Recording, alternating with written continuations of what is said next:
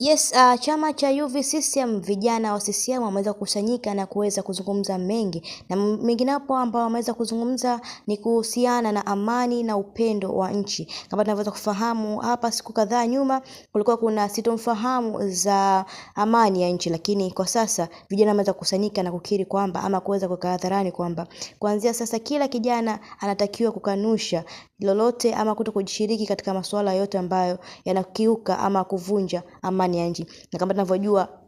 amani ya nchi ndiyo inaleta kila kitu, nikimaanisha furaha, upendo, uvumilivu na hata pia utafutaji wa hali ya kiuchumi na maisha kwa ujumla. Lakini nikwambia kwamba vijana hawa wako tayari kwa kila kitu, na nakwambia kwamba wako pamoja na Samia kwa kila hatua ambayo atakayopiga, kwa sababu CCM ndio chama pekee ambayo kwa sasa kinaweza kuleta kipaumbele cha mambo mengi ikiwemo ajira na mengineyo, na hawa ndio vijana ambao wako pamoja na Mama Samia kila mwaka na kila muda.